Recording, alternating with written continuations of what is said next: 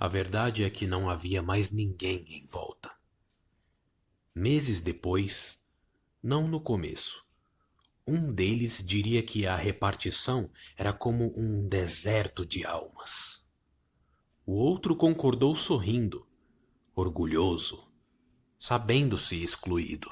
E longamente, entre cervejas, trocaram então ácidos comentários sobre mulheres mal-amadas e vorazes, os papos de futebol, amigo secreto, lista de presente, bookmaker, bicho, endereço de cartomante, clipes no relógio de ponto.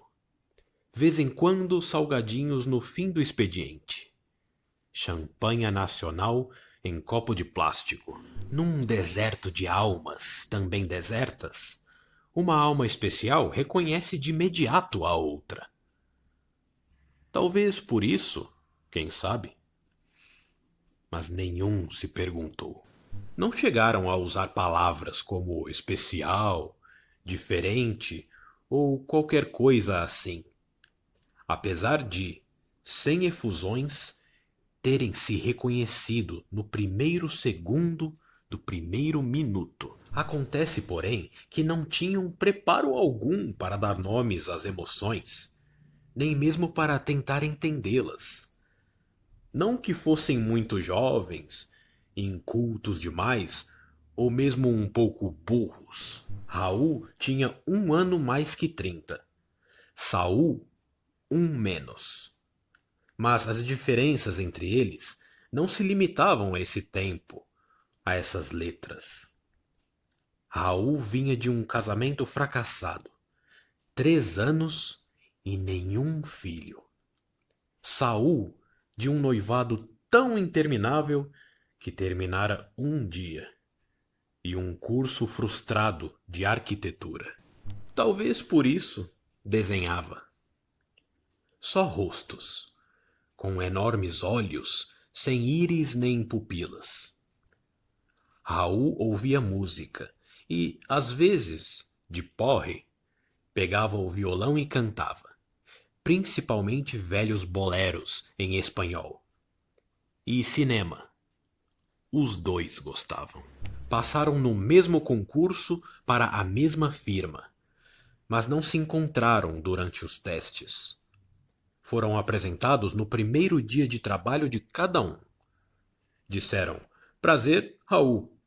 Prazer, Saul. Depois, como é mesmo o seu nome? Sorrindo, divertidos da coincidência, mas discretos, porque eram novos na firma e a gente, afinal, nunca sabe onde está pisando. Tentaram afastar-se quase imediatamente, deliberando limitarem-se a um cotidiano oi, tudo bem? Ou, no máximo, às sextas, um cordial bom fim de semana. Então, mas desde o princípio, alguma coisa, fados, astros, sinas, quem saberá, conspirava contra, ou a favor, por que não? Aqueles dois. Suas mesas ficavam lado a lado. 9 horas diárias com intervalo de 1 para o almoço. E perdidos no meio daquilo que Raul, ou teria sido Saul, chamaria, meses depois, exatamente de um deserto de almas. Para não sentirem tanto frio, tanta sede, ou simplesmente por serem humanos, sem querer justificá-los. Ou, ao contrário, justificando-os plena e profundamente. Enfim, que mais restava àqueles dois, senão, pouco a pouco, se aproximarem, se conhecerem, se misturarem? Pois foi o que aconteceu. Tão lentamente que mal perceberam. Eram dois moços sozinhos. Raul tinha vindo do norte. Saul tinha vindo do sul. Naquela cidade todos vinham do norte, do sul, do centro, do leste. E com isso quero dizer que esse detalhe não os tornaria especialmente diferentes. Mas no deserto em volta, todos os outros tinham referenciais. Uma mulher, um tio, uma mãe, um amante. Eles não tinham ninguém naquela cidade. De certa forma, também em nenhuma outra, a não ser si próprios. Diria também que não tinham nada, mas não seria inteiramente verdadeiro. Além do violão, Raul tinha um telefone alugado, um toca-discos com rádio e um sabiá na gaiola, chamado Carlos Gardel. Saul, uma televisão colorida com imagem fantasma, cadernos de desenho, vidros de tinta nanquim e um livro com reproduções de Van Gogh. Na parede do quarto de pensão, uma outra reprodução de Van Gogh. Aquele quarto com a cadeira de palhinha parecendo torta, a cama estreita, as tábuas do assoalho, colocado na parede em frente à cama. Deitado, Saul tinha às vezes a impressão de que o quadro era um espelho refletindo, quase fotograficamente, o próprio quarto, ausente apenas ele mesmo. Quase sempre era nessas ocasiões que desenhava. Eram dois moços bonitos também, todos achavam. As mulheres da repartição, casadas, solteiras, ficavam nervosas quando eles surgiram. Tão altos e altivos, comentou, olhos arregalados, uma das secretárias. Ao contrário dos outros homens, alguns até mais jovens, nenhum tinha barriga ou aquela postura desalentada de quem carimba ou datilografa papéis 8 horas por dia. Moreno de barba forte azulando o rosto, Raul era um pouco mais definido, com sua voz de baixo profundo, tão adequada aos boleros amargos que gostava de cantar. Tinham a mesma altura, o mesmo porte, mas Saul parecia um pouco menor, mais frágil, talvez pelos cabelos claros, cheios de caracóis miúdos, olhos assustadiços, azul desmaiado. Eram bonitos juntos, diziam as moças. Um doce de olhar. Sem terem exatamente consciência disso, quando juntos, os dois aprumavam ainda mais o porte e, por assim dizer, quase cintilavam, o bonito de dentro de um estimulando o bonito de fora do outro, e vice-versa. Como se houvesse, entre aqueles dois, uma estranha e secreta harmonia. Cruzavam-se silenciosos mas cordiais, junto à garrafa térmica do cafezinho, comentando o tempo ou a chatice do trabalho. Depois voltavam às suas mesas. Muito de vez em quando, um pedia cigarro ao outro, e quase sempre trocavam frases como tanta vontade de parar, mas nunca tentei. Ou já tentei tanto, agora desisti. Durou tempo aquilo. E teria durado muito mais, porque serem assim fechados, quase remotos, era um jeito que traziam de longe, do norte, do sul. Até um dia em que Saul chegou atrasado e, respondendo a um vago que houve, contou que tinha ficado até tarde assistindo a um velho filme na televisão. Por educação, ou cumprindo um ritual, ou apenas para que o outro não se sentisse mal, chegando quase às 11, apressado, barba por fazer, Raul deteve os dedos sobre o teclado da máquina e perguntou: Que filme? Infâmia, Saul contou baixo. Audrey Hepburn, Shirley MacLaine. Um filme muito antigo, ninguém conhece. Raul olhou devagar e mais atento. Como ninguém conhece? Eu conheço e gosto muito. Abalado, convidou Saul para um café. E, No que restava daquela manhã muito fria de junho, o prédio feio mais que nunca, parecendo uma prisão ou uma clínica psiquiátrica, falaram sem parar sobre o filme. Outros filmes viriam nos dias seguintes, e tão naturalmente como se de alguma forma fosse inevitável, também vieram histórias pessoais, passados, alguns sonhos, pequenas esperanças e, sobretudo, queixas daquela firma, daquela vida, daquele nó. Confessaram uma tarde cinza de sexta, apertado no fundo do peito.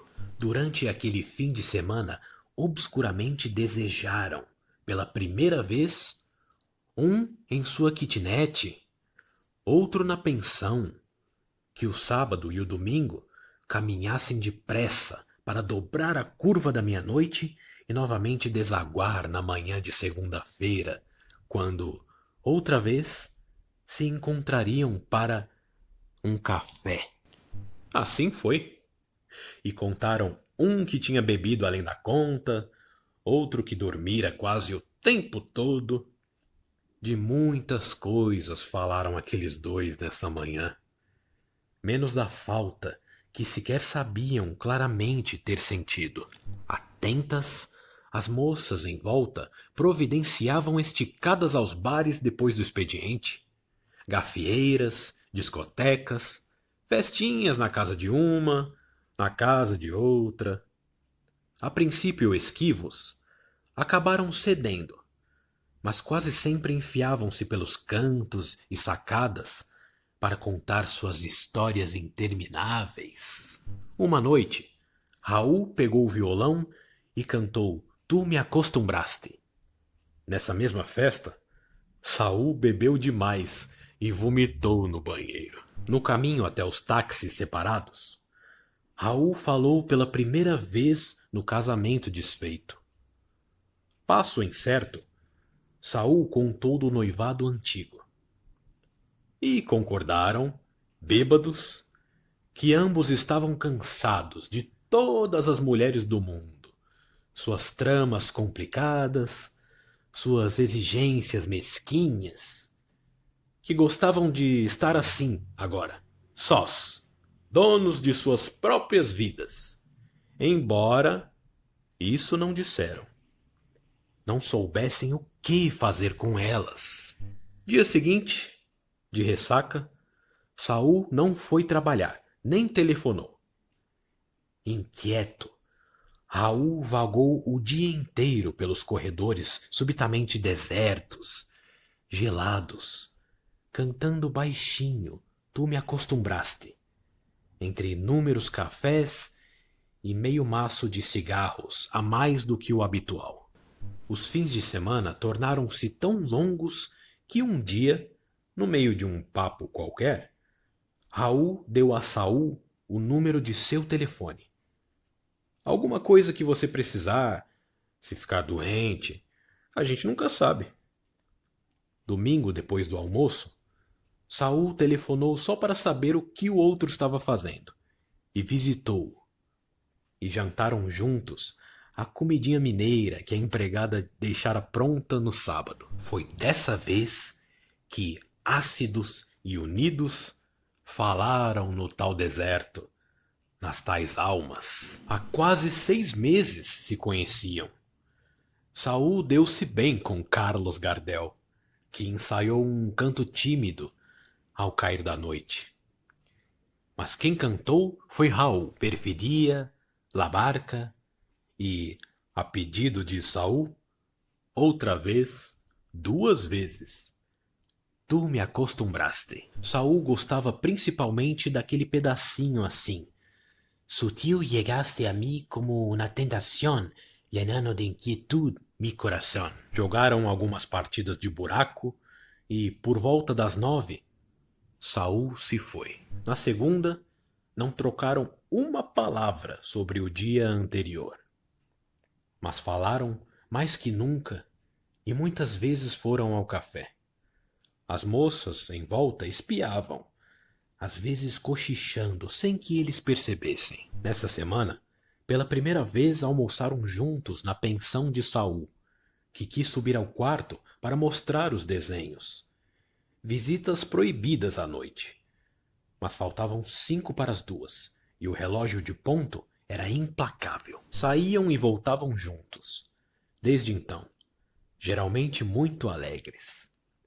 Pouco tempo depois, com o pretexto de assistir Vagas Estrelas da Ursa na televisão de Saul, Raul entrou escondido na pensão, uma garrafa de conhaque no bolso interno do paletó. Sentados no chão, costas apoiadas na cama estreita, quase não prestaram atenção no filme. Não paravam de falar. Cantarolando Yo non vivo, Raul viu os desenhos, olhando longamente a reprodução de Van Gogh. Depois perguntou como Saul conseguia viver naquele quartinho tão pequeno. Parecia sinceramente preocupado. Não é triste? Perguntou. Saul sorriu forte. A gente se acostuma. Aos domingos, agora, Saul sempre telefonava. E vinha. Almoçavam ou jantavam, bebiam, fumavam, falavam o tempo todo, enquanto Raul cantava. Vez em quando, El dia que me quieras, vez em quando, Noche de ronda. Saul fazia carinhos lentos na cabecinha de Carlos Gardel, pousado no seu dedo indicador. Às vezes olhavam-se e sempre sorriam. Uma noite, porque chovia, Saul acabou dormindo no sofá. Dia seguinte, chegaram juntos à repartição, cabelos molhados do chuveiro. As moças não falaram com eles. Os funcionários barrigudos e desalentados trocaram alguns olhares que os dois não saberiam compreender se percebessem. Mas nada perceberam, nem os olhares, nem 2 ou 3 piadas. Quando faltavam 10 minutos para as 6, saíram juntos, altos e altivos, para assistir ao último filme da Jane Fonda. Quando começava a primavera, Saul fez aniversário. Porque achava seu amigo muito solitário, ou por outra razão assim, Raul deu a ele a gaiola com Carlos Gardel. No começo do verão, foi a vez de Raul fazer aniversário. E porque estava sem dinheiro, porque seu amigo não tinha nada nas paredes da kitnet, Saul deu a ele a reprodução de Van Gogh. Mas entre esses 2 aniversários, aconteceu alguma coisa. No norte, quando começava dezembro, a mãe de Raul morreu e ele precisou passar uma semana fora.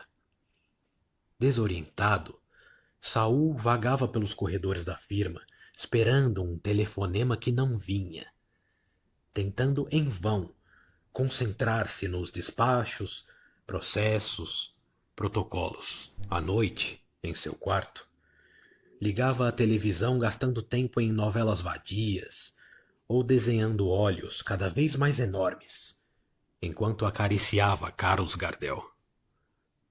Bebeu bastante nessa semana e teve um sonho. Caminhava entre as pessoas da repartição, todas de preto, acusadoras, à exceção de Raul, todo de branco, abrindo os braços para ele, abraçados fortemente e tão próximos que um podia sentir o cheiro do outro. Acordou pensando, mas é ele que deveria estar de luto. Raul voltou sem luto. Numa sexta de tardezinha, telefonou para a repartição pedindo a Saul que fosse vê-lo. A voz de baixo profundo parecia ainda mais baixa, mais profunda. Saul foi. Raul tinha deixado a barba crescer. Estranhamente, ao invés de parecer mais velho ou mais duro, tinha um rosto quase de menino. Beberam muito nessa noite. Raul falou longamente da sua mãe. Eu podia ter sido mais legal com ela, disse. E não cantou. Quando Saul estava indo embora, começou a chorar. Sem saber ao certo o que fazia, Saul estendeu a mão e, quando percebeu, seus dedos tinham tocado a barba crescida de Raul. Sem tempo para compreenderem, abraçaram-se fortemente. E tão próximos que um podia sentir o cheiro do outro. O de Raul, flor murcha, gaveta fechada. O de Saul, colônia de barba, talco. Durou muito tempo. A mão de Saul tocava a barba de Raul, que passava os dedos pelos caracóis miúdos do cabelo do outro. Não diziam nada. No silêncio era possível ouvir uma torneira pingando longe. Tanto tempo durou que, quando Saul levou a mão ao cinzeiro, o cigarro era apenas uma longa cinza que ele esmagou sem compreender. Afastaram-se então. Raul disse qualquer coisa como: eu não tenho mais ninguém no mundo. E Saul outra coisa qualquer como: você tem a mim agora e para sempre. Usaram palavras grandes. Ninguém, mundo, sempre. E apertavam-se as duas mãos ao mesmo tempo, olhando-se nos olhos injetados de fumo e álcool. Embora fosse sexta e não precisassem ir à repartição na manhã seguinte, Saul despediu-se. Caminhou durante horas pelas ruas desertas, cheias apenas de gatos e putas. Em casa, acariciou Carlos Gardel até que os dois dormissem.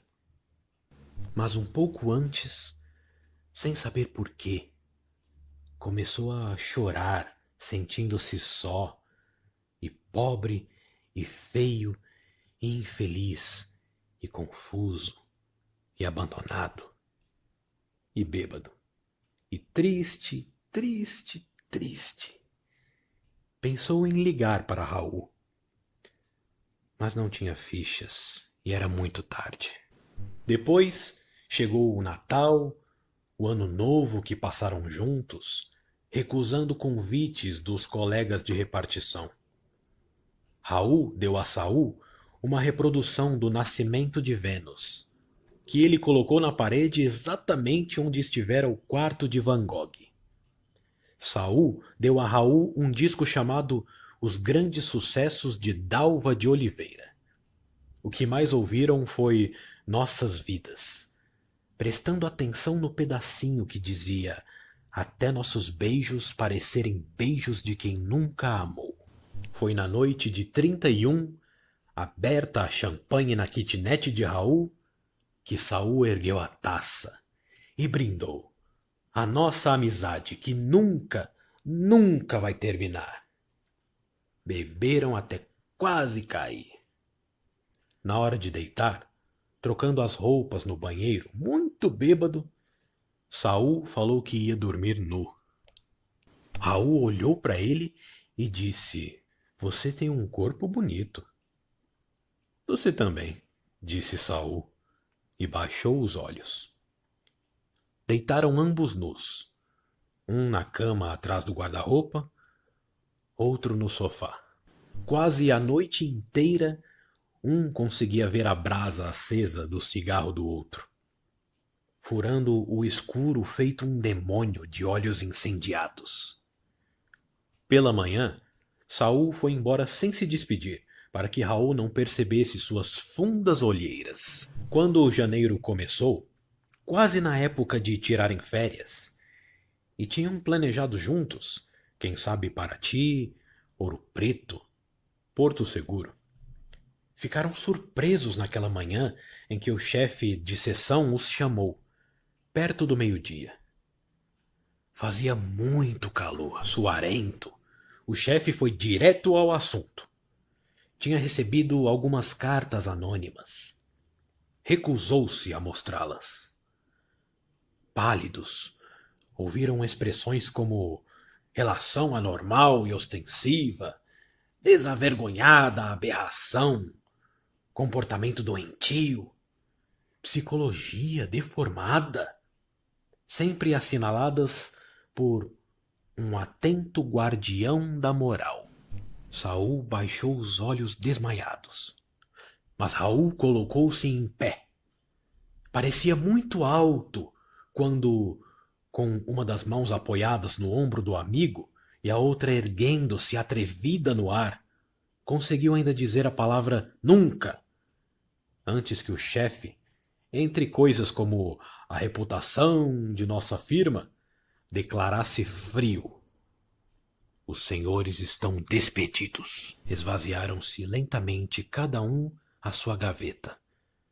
A sala deserta na hora do almoço, sem se olharem nos olhos. O sol de verão escaldava o tampo de metal das mesas. Raul guardou no grande envelope pardo um par de olhos enormes, sem íris nem pupilas. Presente de Saul, que guardou no seu grande envelope pardo, com algumas manchas de café, a letra de Tu me acostumbraste, escrita à mão por Raul, numa tarde qualquer de agosto. Desceram juntos pelo elevador, em silêncio. Mas quando saíram pela porta daquele prédio grande e antigo, parecido com uma clínica ou uma penitenciária, vistos de cima pelos colegas todos postos na janela, a camisa branca de um, a azul do outro, estavam ainda mais altos e mais altivos. Demoraram alguns minutos na frente do edifício. Depois apanharam o mesmo táxi, Raul abrindo a porta para que Saul entrasse. Ai, ai, alguém gritou da janela. Mas eles não ouviram. O táxi já tinha dobrado a esquina. Pelas tardes poeirentas daquele resto de janeiro, quando o sol parecia a gema de um enorme ovo frito no azul sem nuvens no céu, ninguém mais conseguiu trabalhar em paz na repartição. Quase todos ali tinham a nítida sensação de que seriam infelizes para sempre. E foram.